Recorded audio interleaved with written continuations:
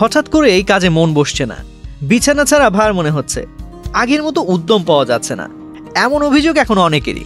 অনেকে এটিকে শুধু কাজের চাপ বা মানসিক ক্লান্তি বলে মনে করেন, কিন্তু বিশেষজ্ঞরা বলছেন এ ধরনের নিরুৎসাহ, অবসাদ ও শারীরিক দুর্বলতার পেছনে গুরুত্বপূর্ণ দুটি ভিটামিনের ঘাটতি লুকিয়ে থাকতে পারে। নাম্বার 1 ভিটামিন ডি এবং নাম্বার 2 ভিটামিন বি12। চিকিৎসকদের মতে ভিটামিন ডি ঘাটতির সবচেয়ে বড় প্রভাব পড়ে দেহের শক্তি ব্যবস্থায়। এই ভিটামিন শরীরের শক্তি উৎপাদনে সহায়ক হরমোনগুলোর উপর গুরুত্বপূর্ণ ভূমিকা রাখে। যখন এর মাত্রা কমে যায় তখন শরীরের ক্লান্তি, মাথা ভাল লাগা, পেশিতে ব্যথা ও অবসাদ বাড়তে থাকে। ওদের স্বপ্ন পূরণে পাশে থাকতে পেরে আমরা গর্বিত।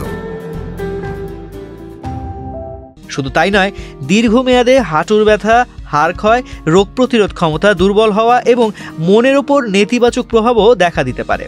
অনেকেই জানান ভিটামিন ডি এর ঘাটতির সময় দৈনন্দিন কাজকর্ম অস্বাভাবিকভাবে কঠিন মনে হয়। অন্যদিকে ভিটামিন বি12 এর অভাব শরীরের স্নায়ুতন্ত্রে মারাত্মক প্রভাব ফেলে।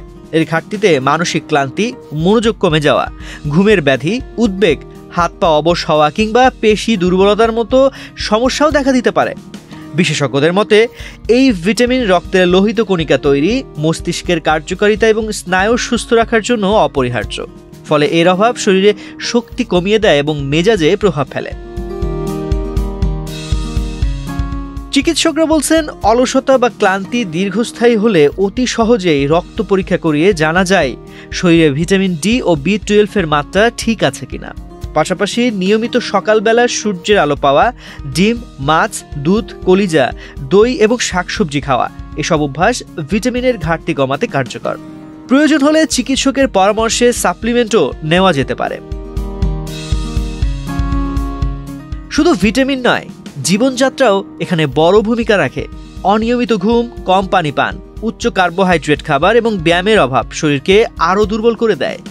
তাই প্রতিদিন অন্তত আধা ঘন্টা হাঁটা, পর্যাপ্ত ঘুম এবং সুষম খাবার গ্রহণ করলে শক্তি ফিরে আসে এবং মনও থাকে চনমনে।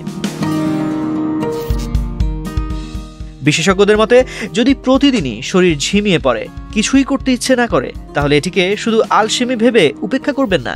ভিটামিনের ঘাটতি হতে পারে লুকোনো কারণ। তো আজ এ পর্যন্তই।